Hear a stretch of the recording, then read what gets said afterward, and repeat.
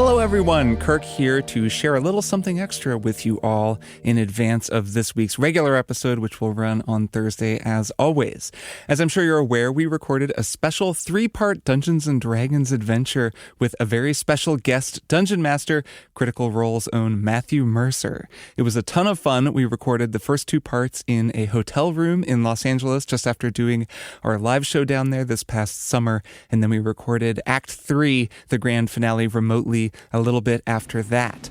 Now, what you're about to listen to actually happened ahead of that hotel recording session. We got with Matt on a call and did what's called a Session 0, where we talked through our 3 characters, rolled stats, and generally planned things out. So that's what this episode is. If you want to skip straight to Act 1 and get right into the story, you can totally do that. That episode, Act 1, is also live in the main feed. It's right after this one. This one's fun, but it's just kind of planning and a lot of rolling dice and picking stats. So it's cool if you're into Dungeons & Dragons, but you could skip it and go straight into the story if you want to.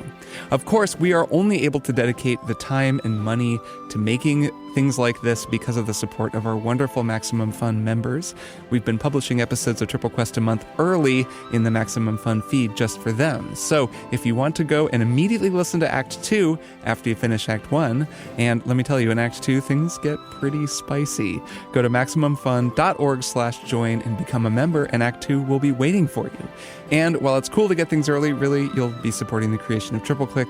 That's kind of what it's all about. And of course, if you can't become a member, that's no big deal. Episode 2 will run in the main feed in about a month at the end of November. Last thing, just to say it again, to be sure everyone knows, we will still be doing a regular Triple Click episode this week. That'll be out as scheduled, no changes. Okay, let's get this thing underway. Let's roll some stats and name our characters. Thanks as always for listening.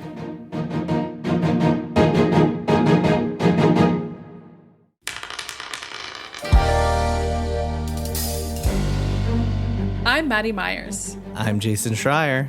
I'm Kirk Hamilton. And I'm Matthew Mercer, and this is Triple Quest. This is Triple Quest. This is Triple Quest. All right, we are here with the one and only Matthew Mercer. Hello, Matt. Welcome to the show. Hey, Matt. Hey! Thank y'all for having me. I'm excited to throw this together with y'all. Yay. Yeah. This is going to be so much fun. So on this episode, we are going to be doing some prep work. We are going to be creating our characters, kind of introducing our characters to the world, and talking about how they all know each other. Matt, how should we get started? How should we go about doing this? Alrighty, so a lot of times the actual creation of your character, like their statistics, their abilities, can inform aspects of their personality and kind of things you want to play with in their story. So let's start with the very bare bone basics of character creation for y'all. Let's see. I'm gonna take a volunteer. Who wants to go first? I can go first. I'll go first. All right. I was going to Yeah, nominate I'll go Jason first. if he didn't pick himself, because Jason, out of the 3 of us, I think is the most coherently attached to the character he created. I don't know.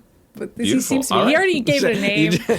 Maddie seems to have a strong sense of Jason's character. I Jason feel like doesn't you seem just to have a strong sense. completely made that Whereas up. I'm the person that's like, I have a few ideas, but like she could change. I don't know. We're going to see what happens in the next 30 minutes of my life. Okay. Jason, Sure. go ahead. To that case, Jason, what race are you thinking for your character?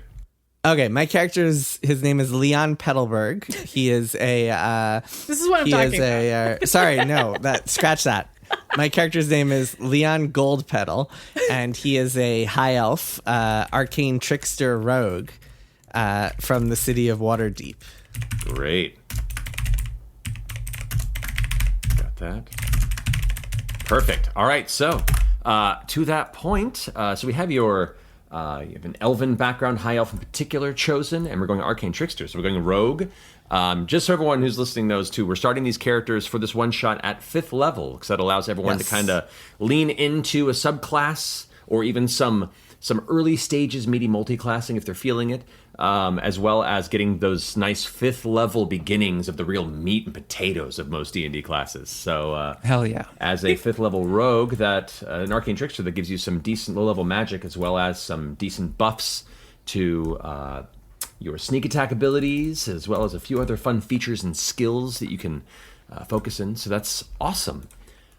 Given that case now, for the next part of character creation, let's go ahead and jump into getting your attributes figured out now. So for this process, for each of the players, the way I like to do it for my games is have each of you roll a set of 6 statistics. For each statistic, you will roll 4d6. That's 4 6-sided dice, and then drop the lowest number that you roll, add the rest of them together, and then just make a note of that number. I'll be making note of them here for you, so you don't have to worry about that yourself at first glance. And then you can arrange them however you want between your strength, your dexterity, your constitution, intelligence, wisdom, or charisma. And we can take it from there. So, Jason, since we're doing you first, go ahead and roll your first 4d6 and let me know the numbers that you roll. Yeah, I just have 2, so I'm just going to do it twice. That's totally fine. Okay, 5, 6, 3, 5. So, Wow. So drop 3 the is 3. gone. So Strong 16. first roll from Yeah, Jason. that's a great first roll. It's a 16. All right. Fantastic. So we'll note Okay. that. Next one. Okay. It's the arcane 5, trickery 1. at work. 3, 3. Okay, so 5, 3, 3. So that's an All right. 11. 11. Good. Go for the third one. 4, 2. 1, 6. So that 1. is a 12. All righty. 1, 4. 2, 1. Ooh. So that's a 7. Heck yeah. I love myself a low stat. There's your strength stat right there. Okay. Yeah. 2, 5. 6, 3. So that's a 14. 14. Great. And for the last one? Yep. 3, 4. 4, 6. Ooh, so that's a 14. 14. That's a great spread, actually. It's higher than average. And it has my favorite Solid. thing, which is a stat lower than 10. So, like, 10s are considered much fun. average, standard across the board. So anything below a 10 means it's maybe something you're not the best at, which for me informs a lot of roleplay choices and gives you a fun aspect of a character weakness to kind of lean into for the fun of the story. People love rolling high and being successful, but if anyone who's played D&D for a certain amount of time begins to realize sometimes rolling low and doing poorly can be as fun, or if not more fun, in certain moments than succeeding. For sure. Yeah.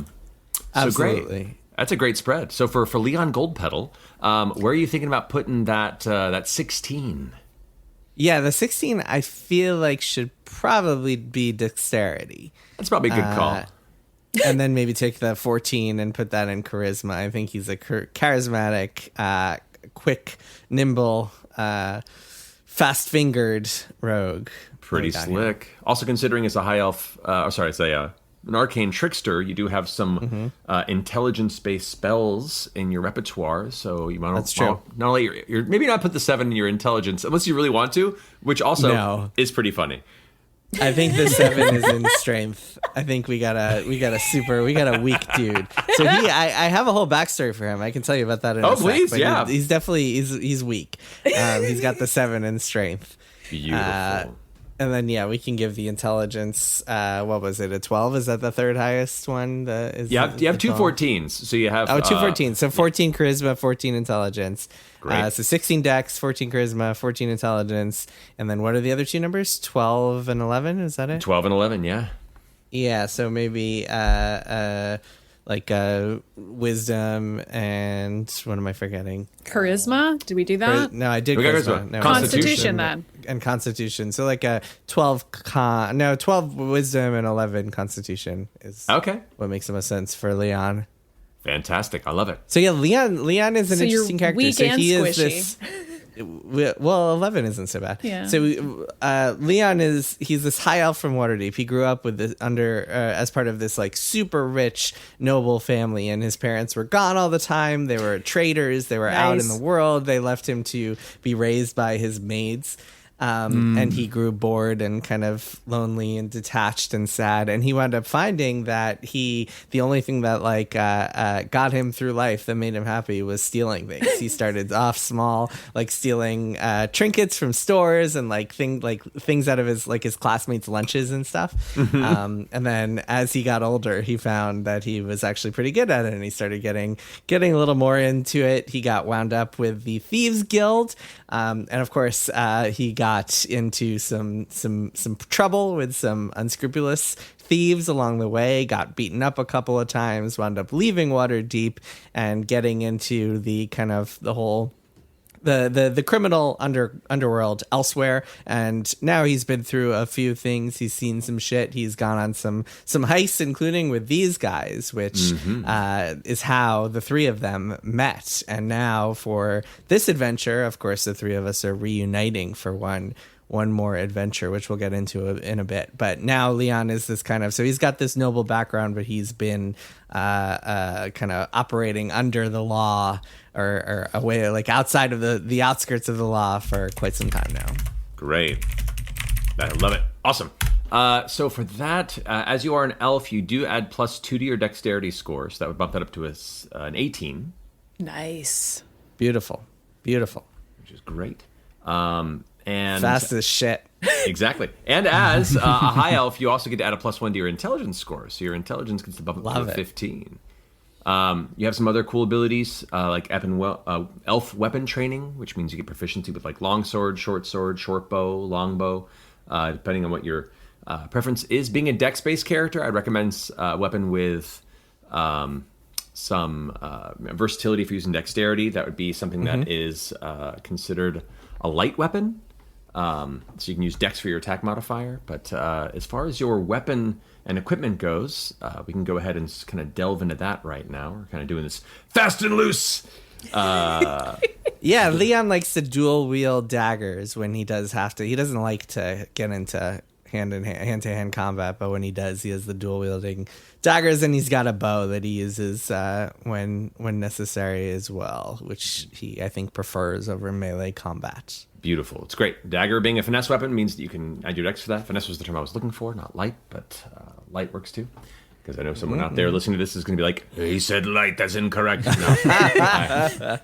It's a lot of things in this system. But yeah, so great as a finesse weapon. You got dual daggers. That means for your action in combat, you make an attack action, you can attack with your main dagger, and as a bonus action, attack with your offhand dagger, which means 2 chances to sneak attack. So if one misses, you get another shot at it, which is great.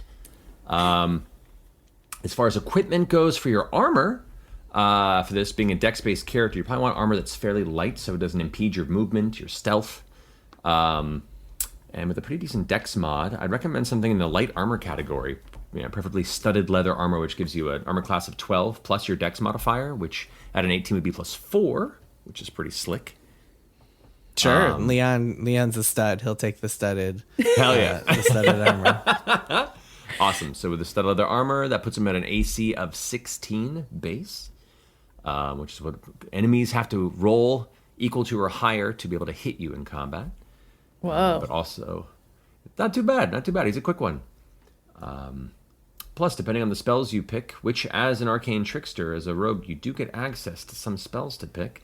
Cool. Hopping over to that here at 5th level, 4 spells from the 1st level spell list of wizards. So you can choose 4 spells and 3 cantrips of the wizard class if you'd like to.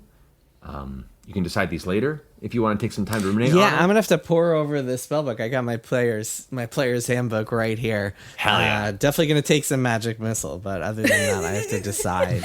I'll go through, and by the time we start, I'll have my spells picked out. And I think one of those cantrips, if I remember correctly, is Mage Hand that I get, or maybe that's in addition to the other. No. I mean, let me see here. I want to check here under the rogue here for this one. So yeah, as an arcane trickster, you learn Mage Hand and 2 other ones. Yeah, so you get to choose 2 other cantrips. Cool. And then you can choose 4 spells that you know of the wizard spell list. You can cast 3 of them per day. You get 3 spell slots that you can use for those 1st level spells. Dope. Yeah, I will get back to you because I have to look at the spell list and make some calls. That's all good. That's what. Take your time as a player to research and go and fill that in later. We don't need that at the moment. We're just kind of getting the broad strokes here for ourselves and for me to ruminate on this to prepare for our sessions to come. All right, so we got dual dagger wielding, studded leather bearing, high elf arcane trickster rogue named Leon Goldpetal. Jason, is your character really tall because he's a high elf? Yes. Wow. Which he's Okay. actually kind of annoyed by that sometimes, like at how tall he is. Interesting. Because Okay. he actually thinks he's been looking. He's like looking for ways to make himself smaller if possible. Right, sure, He would be 'cause he- thrilled if he had like one of those like some sort of transforming ability or ring or something like that, but has not been able to find one. Cool. Understood. Okay. His biggest weakness is being tall, Right, because it would stick out, and he's I feel trying to be that, man. sneaky. just like Kirk, Yeah. just like Kirk Hamilton. Yeah. I can't relate to this at all, but sure, why not? Honestly, there's a lot of tall privilege in the world, but sometimes you wish you were a little less tall. It's true. It's totally It a does thing. Yeah, have like some when you're going on advantages. heists. Yeah, for example. Yeah. Or like moving through a doorway anywhere in Europe. Oh, But that's just me. I That's can only probably not me. imagine. As a very average heighted fella, that's a phrase. I have walked through European hallways and stairways and been thankful that I'm just barely clearing it. So I can only imagine the challenge you suffer. It's tough. It's a It's tough tough. life. Someone's got to Really live this tough life, I guess. Fantastic. So I think just I'm going to over end up being the shortest character here. Well, I guess we'll see what happens at the end. Hey, once again, it has its benefits. It does. It does. If we're doing a heist, somebody's got to be small. Heck yeah. All right, so going over the quick and dirty over the rogue, what you can look forward to. You do have some decent hit points. You're proficient in thieves' tools, which you'll start with. So you'll be able to like pick locks and disable traps with fairly decent acumen. You do get to choose 2 skills that you are proficient with at first level. From a list: acrobatics, athletics, deception, insight, intimidation, investigation, perception, performance, persuasion, sleight of hand, and stealth. If you look at the character sheet, that has a full list of skills that are available to you. Do you have any 2 that stand out to you as ones you'd be really, really good at? Let me go through those again. Yeah, I'll pick those with my spells as well. 'Cause, All right, cool. I haven't had a chance to review them all just yet. A good thing to note, too, is as a rogue at first level, you get an ability called expertise, which means you get to choose basically your 2 skill proficiencies of the ones you are proficient in, and you could double that proficiency bonus. So you're even better at those than most people. Nice. You can hyper specialize. Exactly. Cool. You have a sneak attack, which is a kind of a standard damage-dealing rogue ability, where as long as you're attacking somebody with advantage, or you have a friend or ally of yours that's next to the person you're attacking, you can do additional damage to them if you manage to hit, which at 5th level is an additional 3d6 damage regardless of the weapon, which is freaking awesome. Nice. You also have Cunning Action, which is an ability where as a bonus action on your turn, you can take the dash, disengage, or hide actions. Normally, a person that's a full action maneuver, so that means you're much quicker on the battlefield, or you can get out of trouble without being attacked as an attack of opportunity, or you can just hide and try not to be seen, which is fun. It's incredible how useful Baldur's Gate 3 was at, I know. I know, right? at, like teaching all this Because stuff. hiding and then being open for a sneak attack next time around is a Oh, very yeah. good way to use that bonus I action. love it. Because you are 4th level, you also get to choose an ability score improvement, which means you could either add +2 to one of your attributes, +1 to 2 of them, or you can take a feat if you're feeling it. So I can make my dex 20. That would be Yes, sick. you can. Oh my God. I will most likely do that. Okay, cool. We can, you have time to think on it. You can look through the different feats that are available to you as well if you prefer to go that route. But you do have an option to either make your dex 20, make a couple of the stats 1 higher, or choose a feat. So we'll zero into that before we actually play the first session. Cool. The last cool thing I'll mention is you have the ability Uncanny Dodge, which means if someone is attacking you with an attack meaning anything that requires an attack roll, so a spell that they have to roll to hit you, or a weapon that's trying to strike you, you can use your reaction to make the damage halved.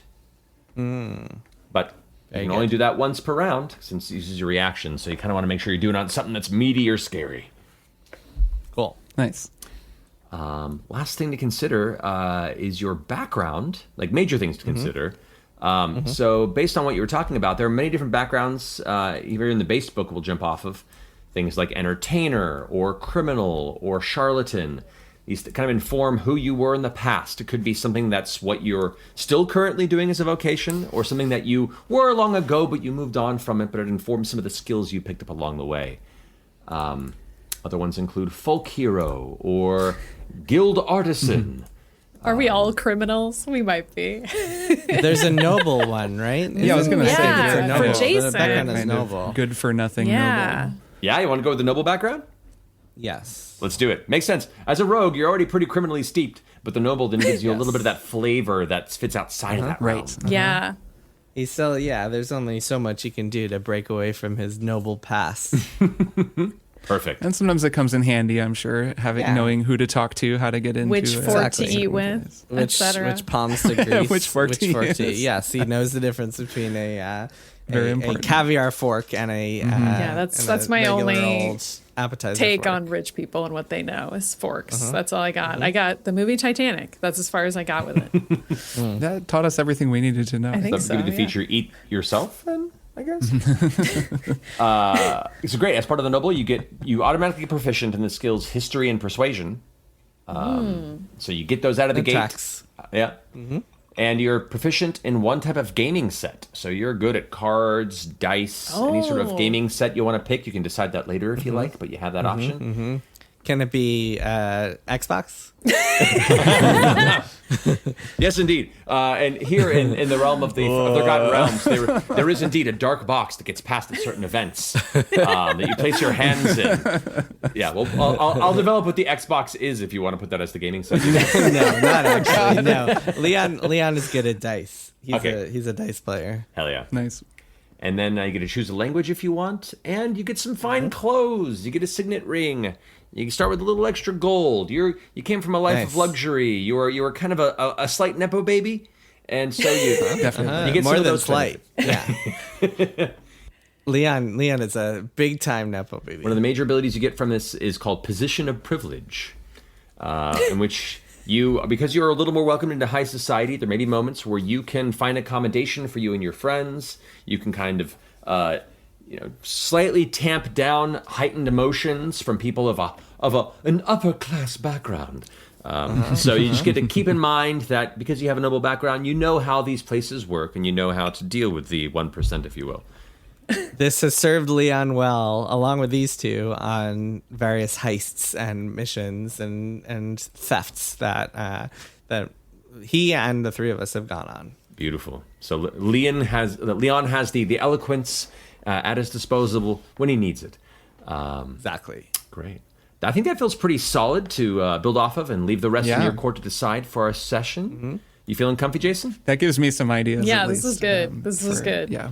Yeah. Leon is called back into action, and he just can't help himself. At this point in his life, Leon, again, we're level 5. We've been doing this for a while, maybe a little bit on the older side, all three of us, I think. And Leon doesn't need the money from any of these kind of criminal exploits. He never did, but even now, especially, he's made enough off of his crime and thieving and heists. But he's just addicted to the adrenaline. He's in it. Crime. He's in it for the rush. I He's get in it that. for the rush. He just loves it. He just can't get enough. He'll never stop. Hell yeah. As much as he pretends he might not be interested in this reluctant last heist. Nice. Perfect. That's good. I like that. Fantastic. Well, great. We'll leave Leon Goldpetal to simmer behind the scenes for the time being. Kirk or Maddy, which of you would like to make your character next?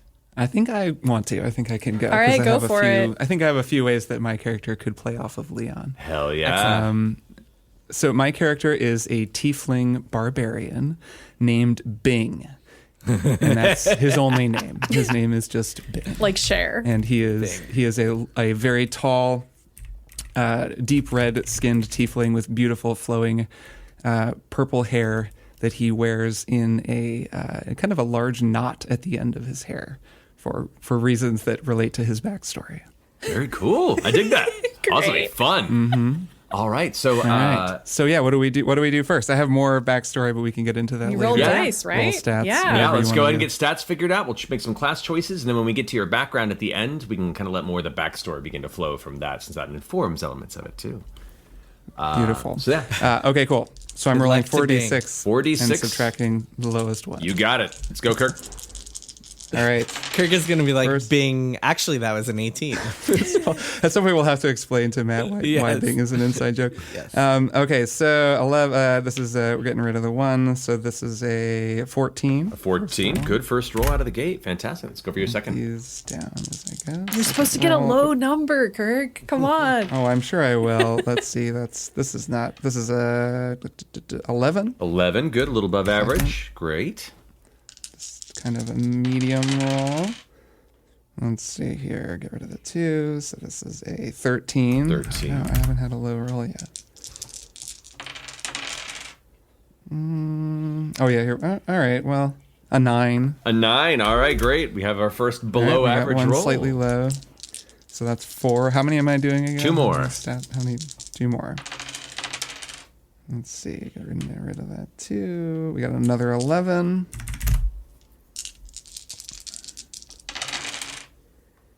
And a 10. A 10. Okay. So here's a Very middle of the road, I'd It say. very is. So here's what I usually do for my campaigns is if the character stat spread is below a certain threshold, I can allow a reroll unless you want to build from here. So you have a decently like middle of the ground or middle of the road stat spread.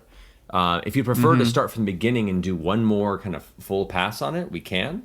I cannot guarantee it'll be better or worse, but the choice is yours. Right. Yeah, I don't know. I guess I'm not totally sure because I know there's some stat bonuses, right, for a barbarian and for a tiefling. So we could wind up because obviously I think I'd want strength and constitution to be pretty good, and I've really only got that 14 and then I guess a 13. It's not the hugest deal if they're lower, and being middle of the road is okay. But I guess I was kind of envisioning a very strong and not very bright character.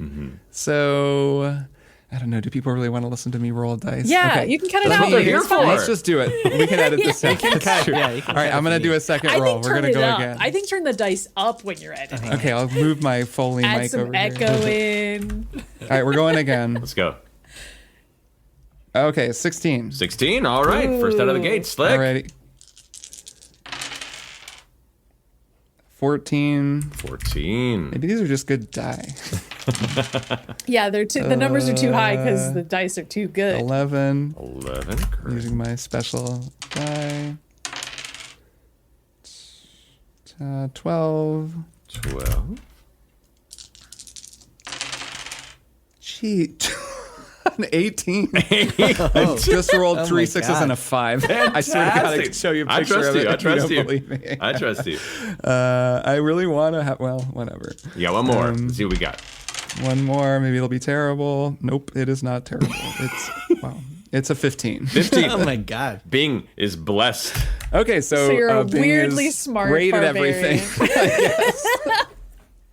Bing was able to Bing go is back in more time. of a scholar than I had planned, but and you know, change that's things.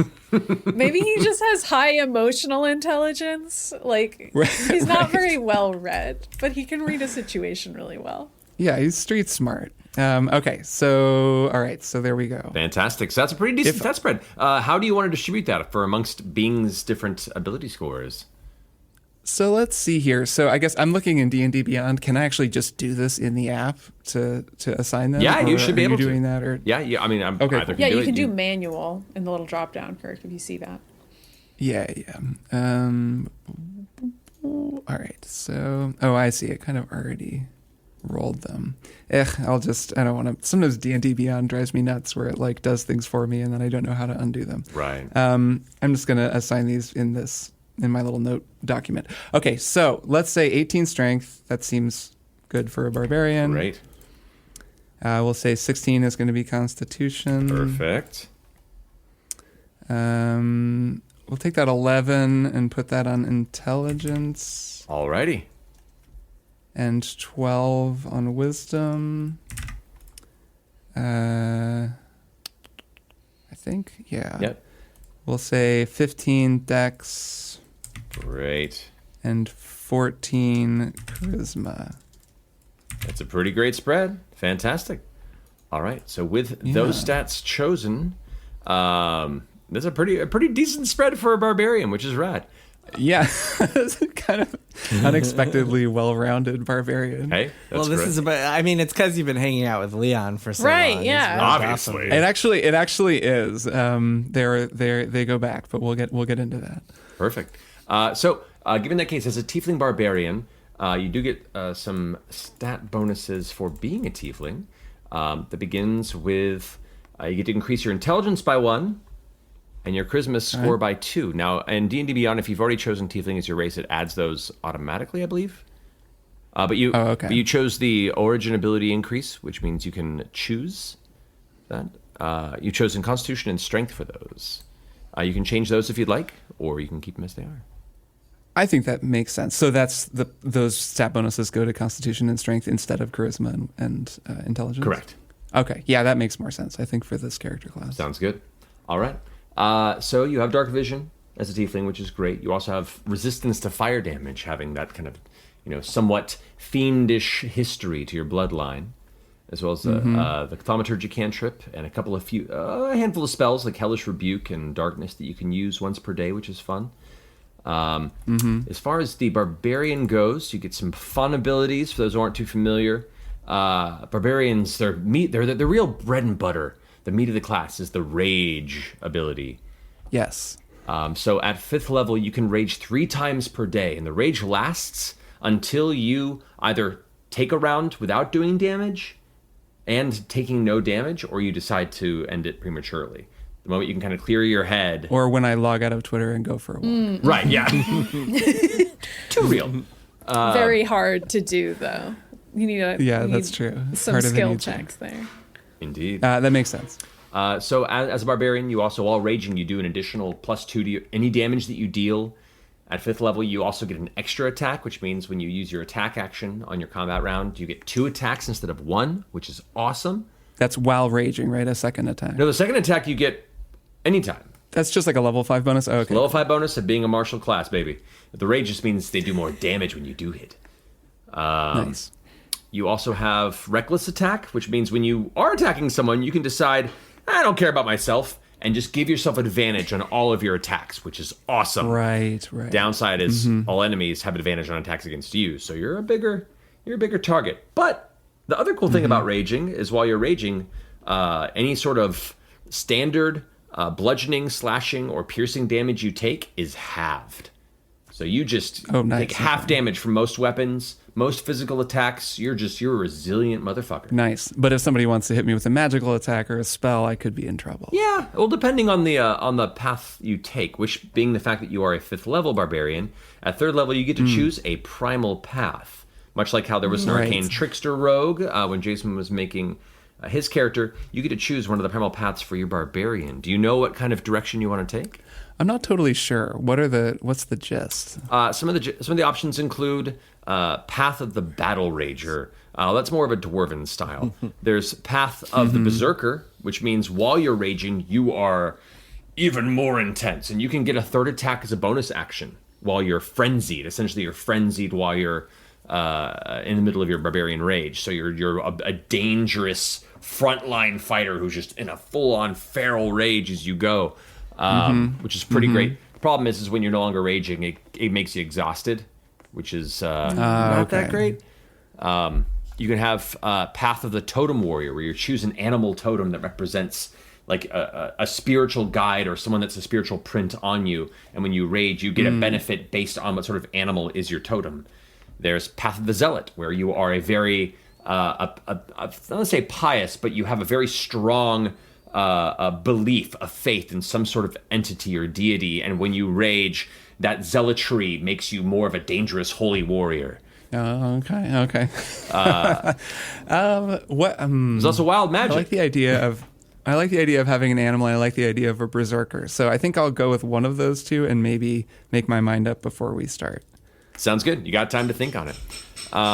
You also have an ability score improvement that you can consider. Much like Jason was considering for Leon, you can choose to increase one of your statistics by 2 of them by 1, or you can choose a feat. So it's another thing for you to think on before we start the next session. Right. My skills are already pretty good, so I might want to look at feats. That's true. feet. Okay, let's keep going. I think it says here in D&D Beyond that you had chosen animal handling and athletics as your 2 proficiencies. You can change that if you want before we start. Yeah, I might. I think that D&D Beyond chose that for me, so it's very, very presumptuous of it. But I mean, those don't sound bad. I like the idea of being kind of pro-animal character in general. Yeah. So you can think about that till we start. And you also have a cool ability called Danger Sense, which is you have an advantage on dexterity saving throws against effects that you can see. So when someone casts a spell on you, and you see them casting it at you and it requires a dexterity saving throw, you automatically have advantage on that saving throw. Any traps, those kind of things, you just are really, really good at like spider sensing, if you will, before it goes off, and it gives you a little bit of a better chance to avoid it. Got it. So that's pretty fun. As far as your equipment goes, if we're considering your tiefling barbarian that you've created, what sort of weapon are you considering utilizing? I guess something big, right? Seems like it should be something big. Maybe a great sword or a hammer. Hammers are kind of huge, I suppose, and we're doing a little bit more delicate work these days. Yeah, yes, that's there's true. an axe, I suppose. I think maybe a great sword. It seems like easier to put that underneath something or stow it away when I need to. I love it. Big old tiefling barbarian with a great sword, massive blade at your side. How did Bing get into heists? We're gonna get into that. Don't worry. Good. Which actually, to that point, what would you consider as Bing's background before he got into this criminal circle, or has he always been one? Your choice. So Bing was working as a mercenary with his sister, and they had been kind of estranged from their family and were just picking up jobs wherever they could around Waterdeep, and then were hired as muscle by various thieves and eventually fell in with the Thieves Guild of Waterdeep. And a job went sideways, and Bing's sister was captured by the authorities, and Bing barely made it out and carries quite a bit of guilt over that. And the authority of Waterdeep executed Bing's sister, or at least that's what Bing understands happened. So this was a really tragic turn of events, but that enraged Bing and has turned him against authority figures in general, and especially those in charge of Waterdeep. And over the course of that job, Bing and Leon Goldpetal worked together for the first time actually on that job, and Leon was the reason that Bing got out of the job alive. So Leon got Bing out alive, and Bing kind of owed Leon one, and they began to work together more closely after that. And eventually, when Leon sort of peeled off from the Thieves Guild and set out on his own, Bing and Leon teamed up and have been working together ever since for quite some time now. They're, I would say, pretty good friends, as long as, Jason, you think that backstory works. Sure, yeah. I'm curious to see how Maddy's character plays into this, so we'll yes. see. Yeah, I'm gonna have to figure that out. We can talk through the relationships a little bit more once all of our characters are exist. Yeah, right. And definitely, all of these ideas are just me throwing things out there. We can adjust them and tweak them. I love your backstory. backstory. I like that you threw in that as far as he knows. Yeah. Yes. That's just a little juice for Matt to consider. Yeah, exactly. Who knows? Potential plot twist. Exactly. Yeah. All fun things to play on. We didn't see a body, let's say. That's true. Last thing to go over to, you do have the abilities of Barbarian called Unarmored Defense, which means if you're wearing no armor, your AC, your armor class, is 10 plus your Dex mod and your Constitution mod. That being the case, as you have pretty decent Dex and Con modifier, 2 Dex and 3 Constitution, which could even be adjusted based on that ability score increase we mentioned earlier. That puts you at a 15 AC, possibly 16 if you were to buff up your dexterity. You could go with that, or you could choose to be a barbarian who wears armor, which is also totally viable. Up to you. What are you feeling? Do you think you're so more bare chesting it in combat, or you want to be wearing some heavy equipment to keep you safe? I think actually, given the kind of work that we do, that not wearing armor is probably a little bit more flexible. So I think people see Bing and don't think warrior immediately, and then maybe underestimate him as a result. So yeah, I think I'll probably go with unarmored as a result of that, and probably then wind up buffing up my dex. Yeah.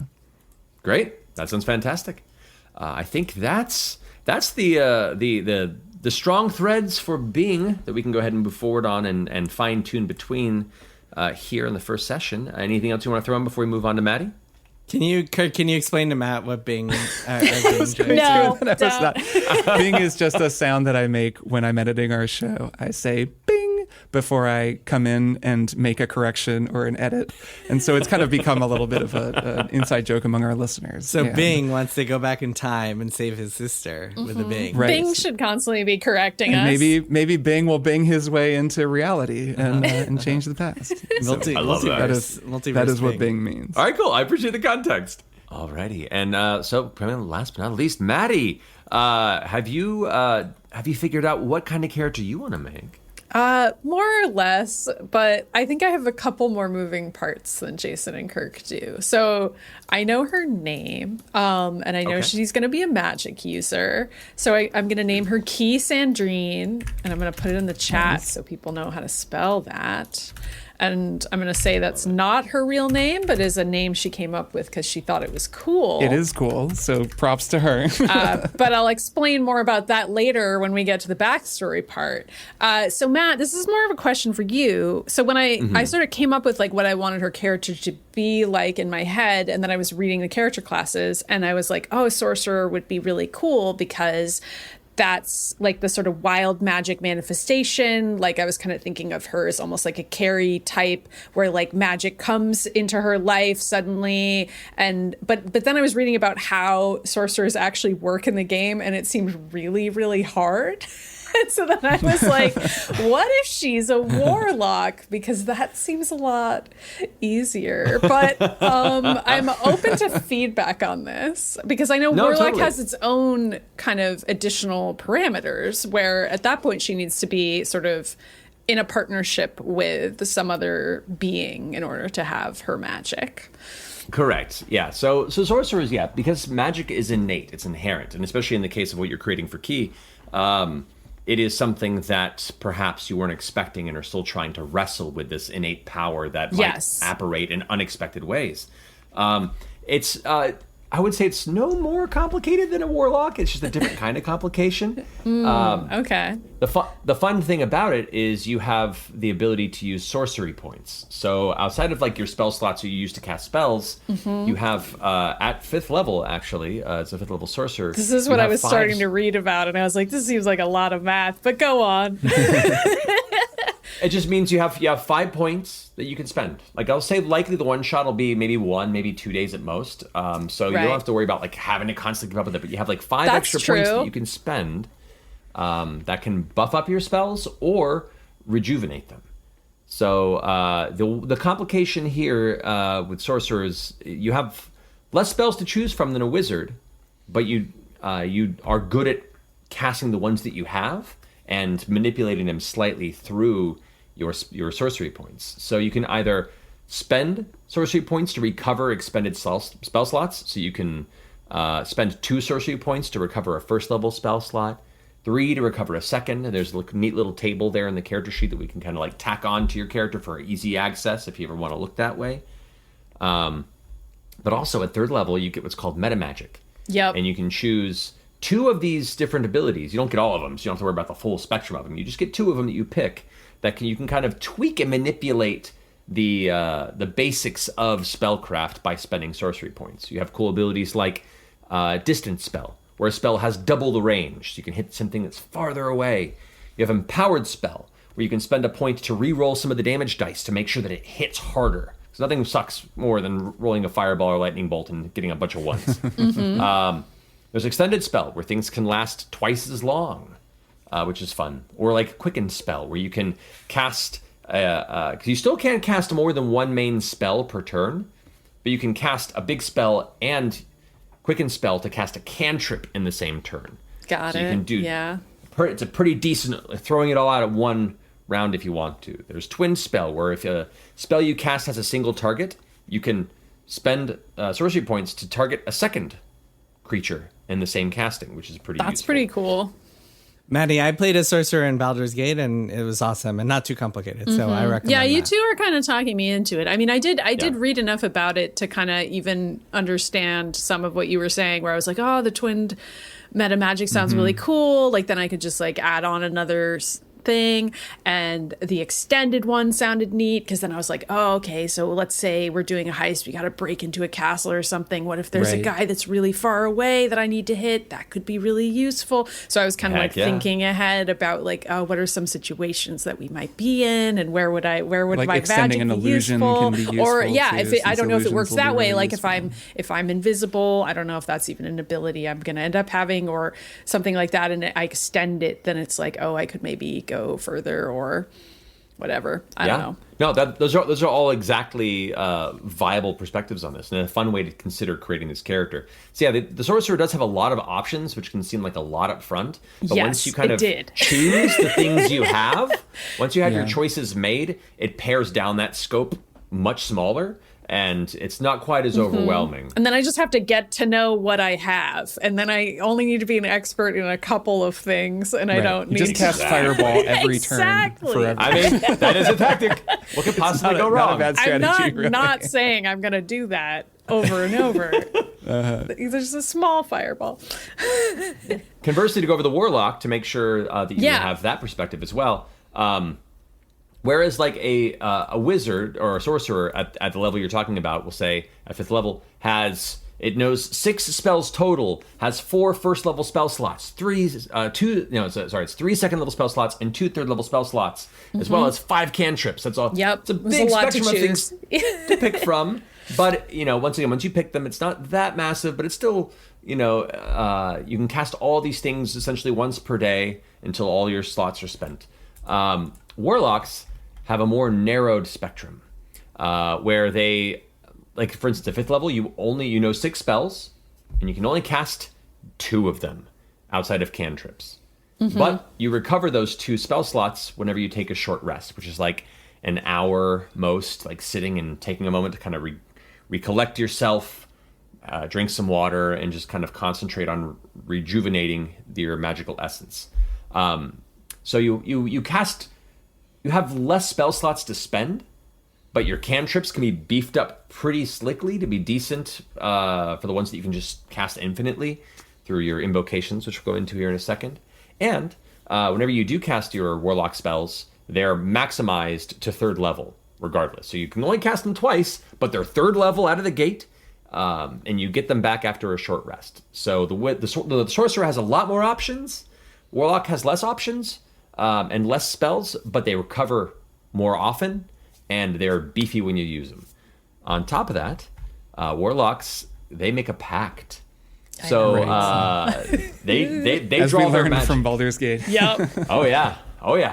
So one thing about Baldur's Gate 3 from a player character is you don't get to dig too much into the pact relationship as a player, though you do get a lot of it through will, tangentially. That's what I was going to say. Yeah, I didn't play one, but will was the sort of what taught me a lot about that. Yeah. And it totally worked out fine. Yes. Great for him. Just a win-win.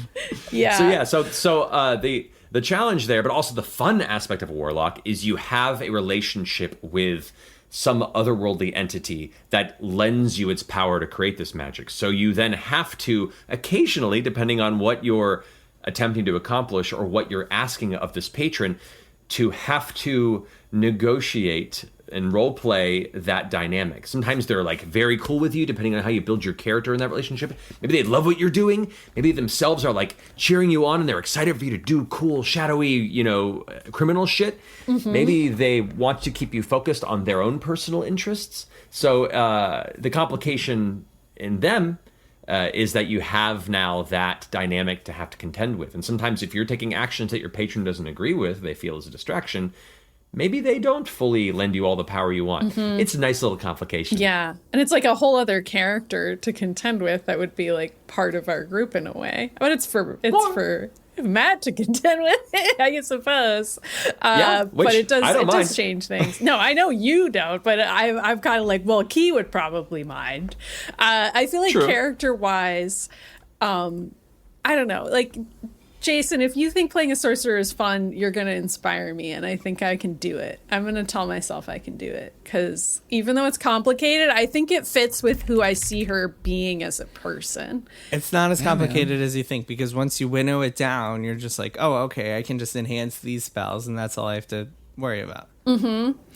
And part of it is that I don't think that she's the kind of person who'd be willing to make a deal to get magic, and that instead she's like, I'm going to take what I want in life. And that's part of how she ends up in the life of crime that she's in, is because she's like, well, I've been fucked over so many times in my life. Because we haven't gotten to her backstory yet, but like I see her as somebody who grew up in sort of like medieval fantasy foster care, essentially, who was like kind of orphaned and then traded from home to home. She's a half elf, by the way. She doesn't fit in anywhere.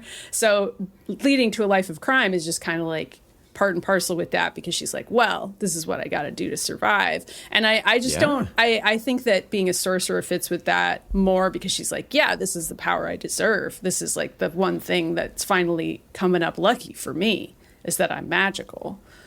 So that was kind of how I was going with Key's whole character arc. But I guess I should roll some dice, huh?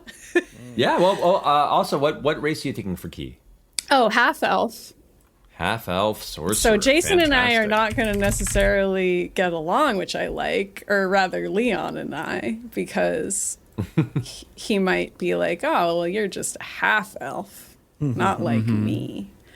Well, not of noble birth. And he's of noble birth. So I think it's interesting that we've ended up forming an alliance, and there's like a lot that we could play with there. Leon has spent enough of his life like dealing with thieves and unsavory Sure, yeah, characters that you're willing to respect me, but maybe I'm yeah. defensive about it, and like Maybe I there's assume some simmering racial tension. yeah, and that I assume people are judging me when they're really not, that kind of thing. Understood. Yeah. That's a fun dynamic to explore. Definitely.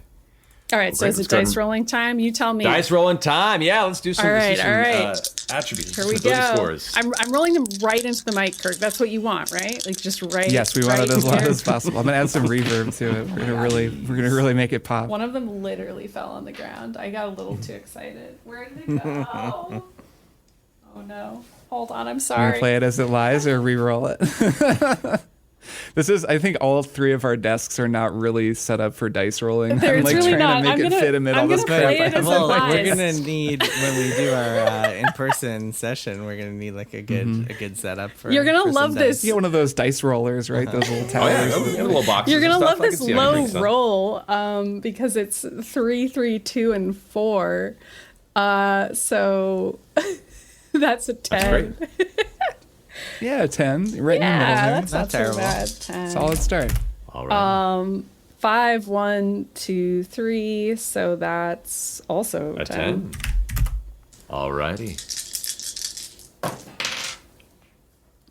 6, 2, 4, 1, 12. 12. I'm doing so much Alrighty. public math here. You guys were so much faster There's than a lot I of was pressure at though, public right? 'Cause you math. don't wanna get And it like, wrong. it's like, how often am I adding up the numbers? All right, 6, 6, 5, 1.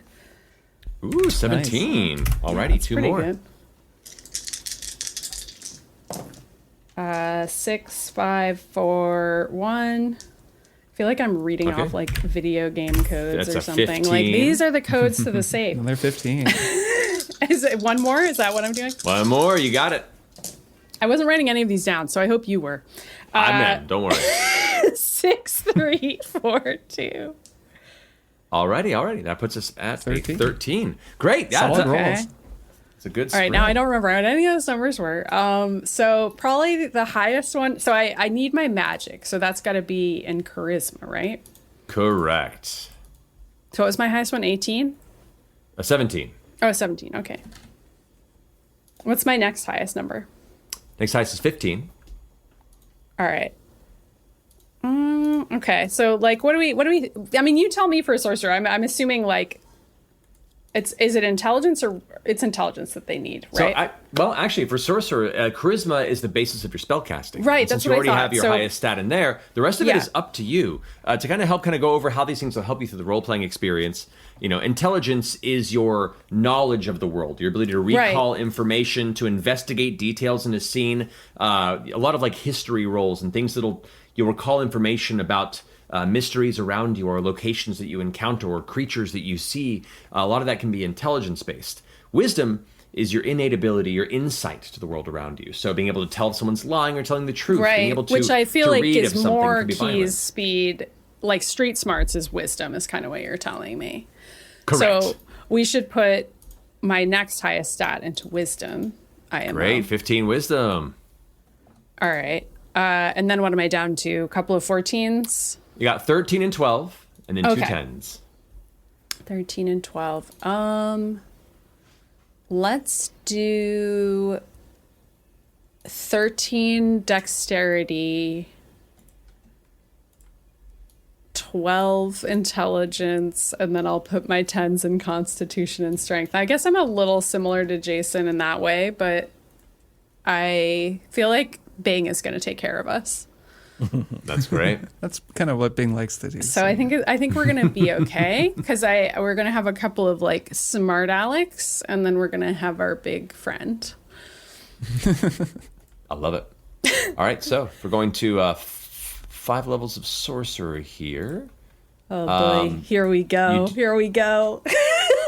You do have your ability score improvement, which means you can decide now or later, but you can either increase one of your statistics by 2, 2 of them by 1, or choose a feat. As 5th edition D&D goes, your modifier, the thing that improves all of your spells and your spell class DCs and stuff, improves every even level. So getting like your 17 in charisma to an 18 would be a bump to that modifier, but like an 18 to a 19 wouldn't do much. However, Got it. being a half elf, you do get some racial bonuses to that. Let me pull that up here real fast. Yeah, I think I get some extra charisma. So yeah, you get +2 to your charisma. So your charisma is already a 19. And you get to Nice. choose another ability score to improve by 1, if you'd like. I mean, I could just have a nat 20 charisma. I think it has to be a different one than the first one you chose. Because otherwise Just it's dump everything into crazy. one state. All right, I'll give my wisdom a little bump then. That can be 16. Okay, cool. So just leave them as they are in D&D Yeah, I Beyond. will, And then I will. under the race section, you can choose here ability score for let's see. Right, like underscore calculations. I'm sorry, I misread that. 2 other ability scores increased by 1. So you can increase your wisdom and what's the other one would you like to increase by 1? I guess dexterity. Dexterity, you got it. Okay, both those are in there. You also are proficient in 2 additional skills. You can decide that later if you like.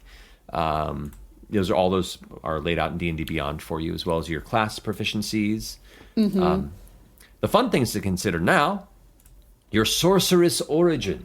Yeah. So this is kind of the idea of where this innate magic comes from. Where in your bloodline, where in your history or familial history has this magic come to you?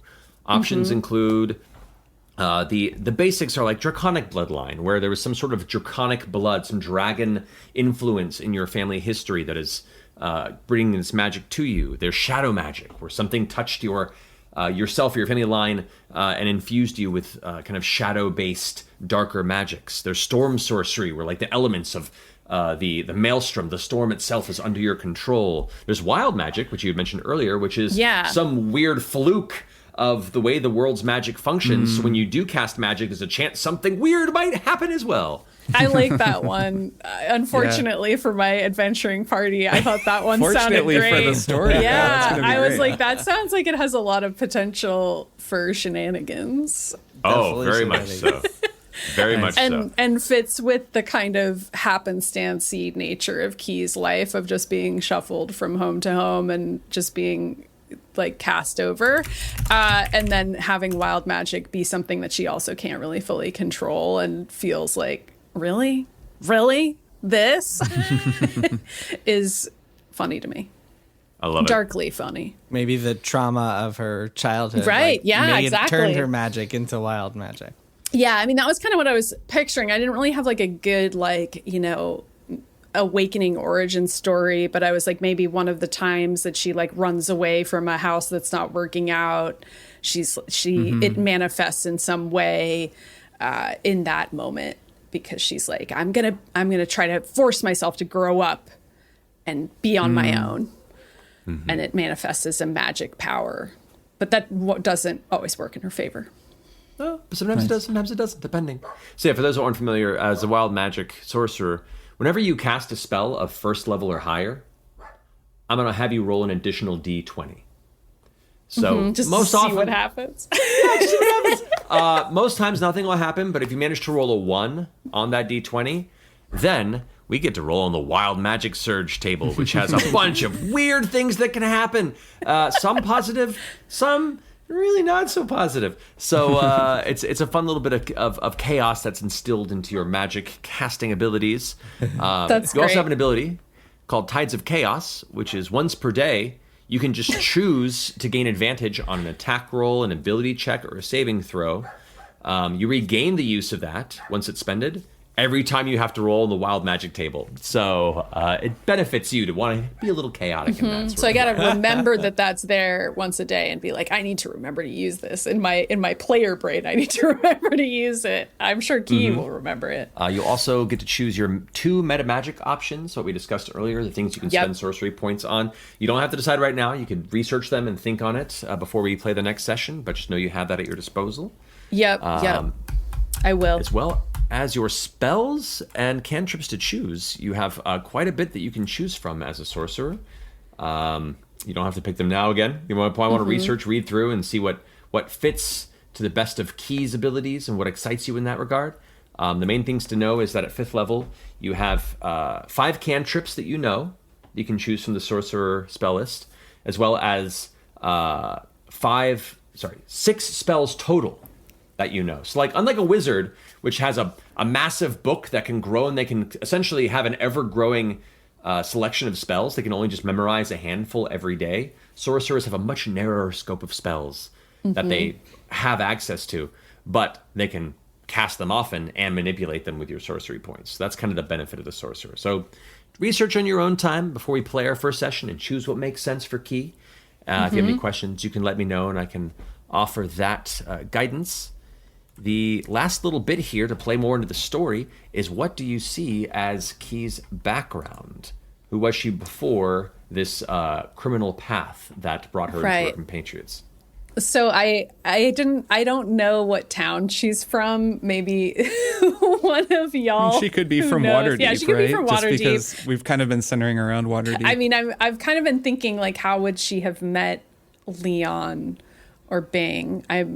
I'm not quite sure about that, because initially I was like, she seems like a loner, and after she gets magic, which I see is like kind of almost an X-Men-esque storyline of, like, you know, teenage, coming of age, running away, getting magic, and then sort of realizing, like, it's kind of hard to find food. Maybe I should go back and, like, continue to secretly train at my magic and live at these various homes that I hate.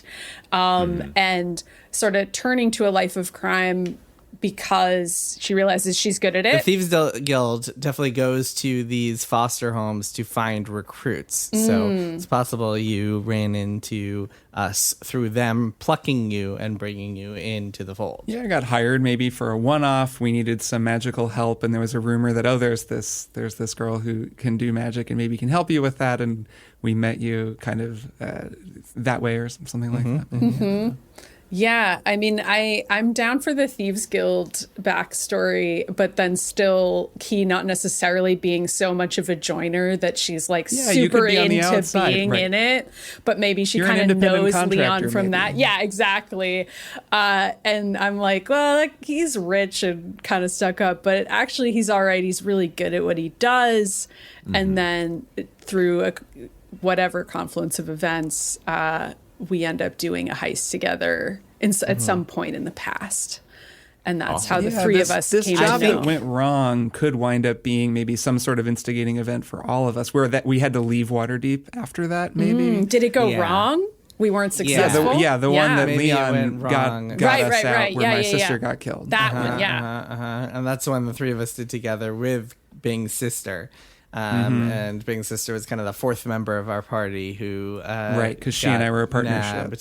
And so we're all kind of connected to Bing's sister. So we all have that kind of bit of a sorrow. And like since then we had to leave Waterdeep because like the lords or whatever, like they knew who we were. Yeah. And Yep. so and it's maybe been years since then, and we've been out of the city working together, and it's not like he like fully joined up. She's always been a little bit reluctant, but we're not like associated with the Waterdeep Thieves Guild anymore. That was just kind of something what we brought were us doing together. originally. Yeah, so maybe the three Yeah. of us haven't seen each other in a while, and something brings us, someone who knew us from that heist, like calls us all together, brings us all back. So the three of it's been a while since the three of us. It's been actually since that heist. The three of us Yep. haven't seen each other since then, and now we have to cross okay. paths again in this new city. That's cool. Okay, cool. I'll think on that. What I might do is then I might start the next session with you all separate.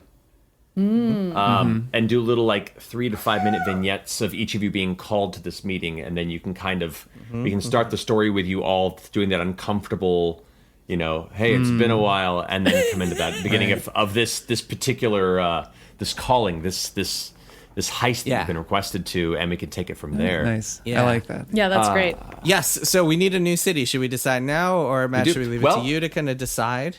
Before we finish, for that background then for Key, are we thinking that we have examples? Oh, of right. I have Urchin? to pick. Yeah, I have to pick Yeah. my name we modifier. have- we have- Technical backstory. Yeah. Yes. We have Urchin. So give me an urchin description, because that sounds on par. Yeah, so Urchin What's- is somebody that kind of lived in a big urban environment, kind of on the streets. Sure, yeah. Kind of as an orphan, somebody who didn't have a lot of means and kind of had to scavenge An Oliver and make Twist their way. type. Yeah. Very much so. There's also, if you wanted to, if the criminal thing is a new and a fresh thing, then Urchin feels a little more comfortable. But if you want to have a little more experience in the criminal world, there is the actual criminal background where you've made a career out of being a criminal. Maybe I've been part of the guild beforehand, and you've begun working in this space as a career. So I guess it depends on how deep into this you want to be or how fresh you want to be. I think Urchin's probably closer, because I see her as like fairly experienced at crime because it's how she survives, but it's by necessity rather than for dopamine reasons like Leon. Totally. Right, or being part of a big organization or something. Yeah. I think that's a good character. Yeah. That's great. Yeah. And like, I'd be doing this job because I need to, Yeah, totally. Yeah, so because of that, you start with sleight of hand and stealth as skill proficiencies you get from the background. So you're automatically just naturally better at those two things because you've had to be stealthy and had to steal to survive. Makes You sense. also are proficient with thieves' tools and a disguise kit. So if ever the thing arises where those might be helpful, which in a heist, they could be. Oh, yeah. Disguise kit, the best thing in Dungeons and Dragons. Perfect. It's so good. You also have a background feature called City Secrets, where, as it says here, you know the secret patterns and flow to cities and can find passages through the urban sprawl that others miss. When you're not in combat and you lead your companions, you can travel between locations twice as fast than you normally would. So you know how to get through a city quickly through the back streets, through the alleys, through the sewers. Seems useful. This is Yes, useful. perfect and very complimentary. We're too. such a good heist team. We're really doing yeah. it. Good little trio here. This This is is going to be good. fun. Okay, cool. So Yeah. to that point, if you want to build out this next city, since we've grounded these characters' backgrounds in the Forgotten Realms, did you want to create a city that exists here that you're traveling towards, or do you want to be an existing city in the Forgotten Realms? What do you think, Matt? Where do Yeah, you we want don't to know. write your story? Where do you want to Yeah. tell us the story? Do you want to make up a city? I mean, He doesn't want to make up a city. I have a question, I guess, can. that maybe Yeah. could be helpful.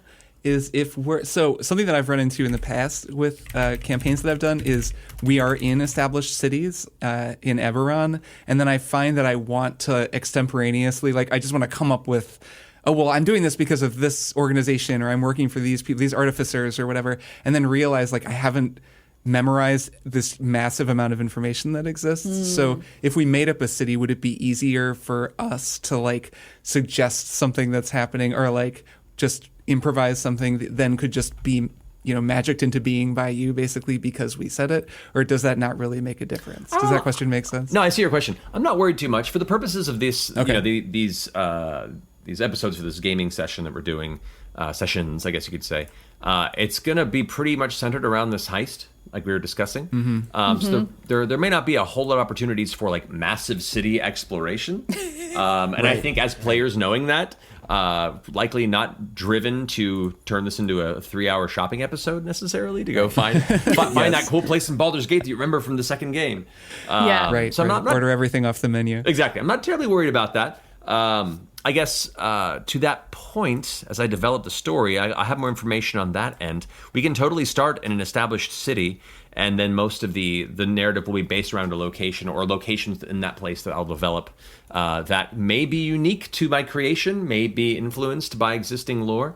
The fun thing about this isn't the standard Forgotten Realms. This is our Forgotten Realms for this game. So some things might be familiar, right. Some things might not.